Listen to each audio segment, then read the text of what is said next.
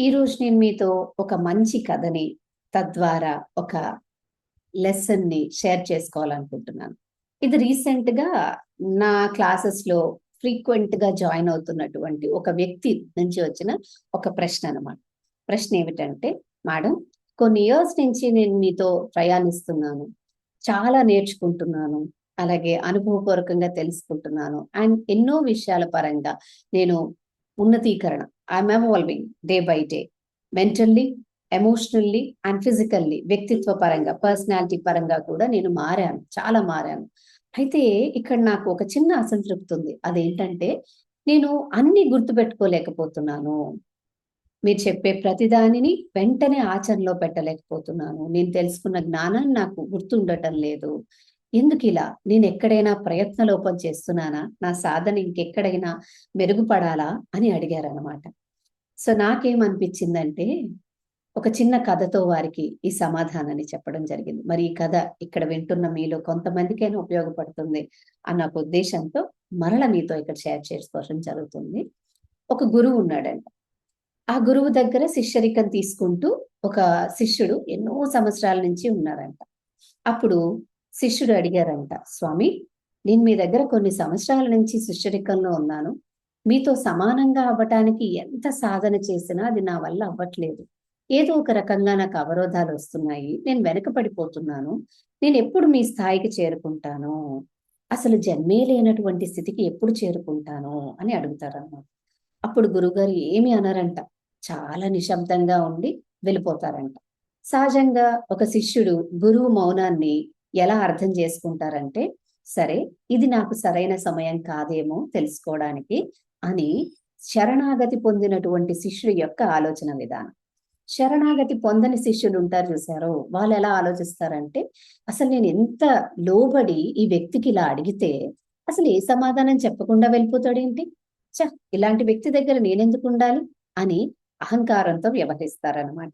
నెమ్మదిగా గురువు నుంచి వెనక్కి వెళుతూ, ఇంకెవరినైనా పట్టుకోవడానికి ప్రయత్నిస్తూ ఇలా చేస్తారు.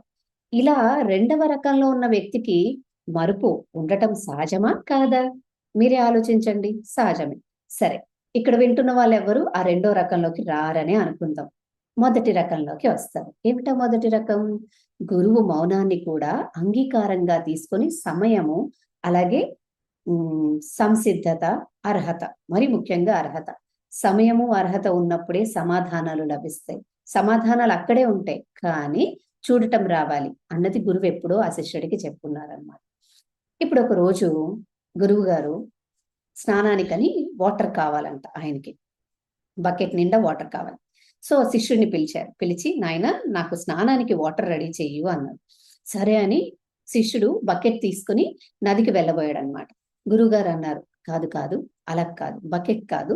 నిన్నొక జల్లెడిస్తాను." జల్లెడంటే తెలుసు కదా! రంధ్రాలుంటాయి ఫిల్టర్‌తో. ఓకే. నూకలు జల్లిస్తారు కదా! అట్లాంటి జల్లెడనమాట. బోలెడు రంధ్రాలతో ఒక జల్లెడిస్తాను. ఈ జల్లెడతో నీళ్లు పట్టుకుని ఈ బకెట్ నింపు అని అంటారనమాట. శిష్యుడికి ఆశ్చర్యమేసింది. అదేంటది ఇంత తెలివి తక్కువగా ఈయన ఆలోచిస్తున్నాడు. జల్లెడతో ఎవరైనా నీళ్లు పట్టుకొని తీసుకురాగలరా? అని అనుకుంటాడు. కానీ గురువు ఏది చెప్పినా మరి ఇతను మొదటి కోవకి చెందిన శిష్యుడు కదా! పూర్తి శరణాగతితో ఉండటం వలన, సరే గురువుగారు అని నదికి వెళ్లి జల్లెడతో నీళ్లు తేవడం ప్రయత్నించాడు. మరి జల్లెడతో నీరు తీసుకొస్తే ఏమవుతుందండి? నీళ్లు మొత్తం వృధాగా వెళ్ళిపోతాయి. బకెట్ ఇంకెప్పుడు నిండేది? అలా 4, 5 గంటలు గురువుగారికి ఆ బకెట్‌లో నీళ్లు నింపాలి అనే ఒక ఉద్దేశంతో అతను జల్లెడతో నీళ్లు తీస్తున్నాడు. నానా ప్రయత్నాలు చేస్తున్నాడు. దోసెలు పట్టాడు. నీళ్లు ఎక్కువ వృధా అవ్వకుండా ఒక ఆకుని అడ్డుకు పెద్దగా ఒక ఆకుని తీసుకొచ్చి ఆధారంగా పెట్టి జల్లెడతో నీళ్లు తీసుకువెళ్ళాడు. నానా రకాల ప్రయత్నాలు చేశాడనమాట. అంతిమంగా అలసిపోయాడు. గురువు దగ్గరికి వచ్చి, "నేను బాగా అలసిపోయాను గురువుగారు. మీరు ఏ ఉద్దేశంతో ఇది చెప్పారో నాకు తెలియదు. కానీ జల్లెడతో నీరు పట్టడం అనేది జరగని పని కదా!" అని అంటారు. అప్పుడు గురువుగారు అంటారు, "నాయనా, ఇక్కడ నువ్వు జల్లెడతో నీరు పట్టడము జరగని పని కదా అనేది గ్రహించావు. నీకది సంతోషమే. ఇప్పుడు ఈ జల్లెడతో నేను నీళ్లు తెస్తున్న ప్రతిసారి నువ్వొకటి గమనించావా?" అని అడుగుతారు. ఏమిటది అంటే, ఈ జల్లెడను నీటిలో ముంచి ఆ నీళ్లు తీసుకొస్తున్న ప్రతిసారి జల్లెడ శుద్ధీకరణ జరుగుతుంది. అంతే కదా. ఆ జల్లెడ క్లెన్స్ అవుతుంది, ఇంకా క్లియర్ గా అవుతుంది, దానిలో ఉన్న మట్టి అంతా కూడా తొలగిపోతుంది, స్పష్టంగా అవుతుంది.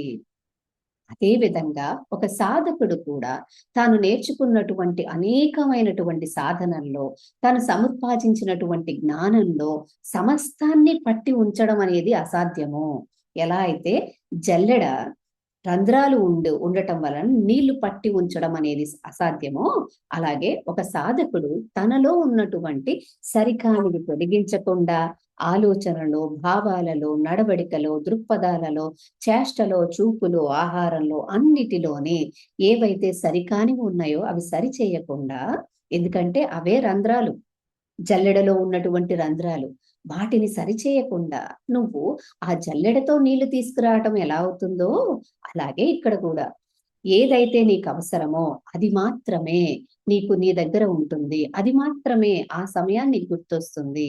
ఎందుకంటే నువ్వు సముపార్జించినటువంటి జ్ఞానము, నువ్వు చేసిన సాధన, ఆ జల్లెడను ప్రతిసారి నీటిలో ముంచి తీస్తున్నప్పుడు ఎలా అయితే జల్లెడ శుద్ధి అయ్యిందో, నీ అంతరంగము, నీ చైతన్యము అలా శుద్ధి కాబడింది అని చెప్తారంట.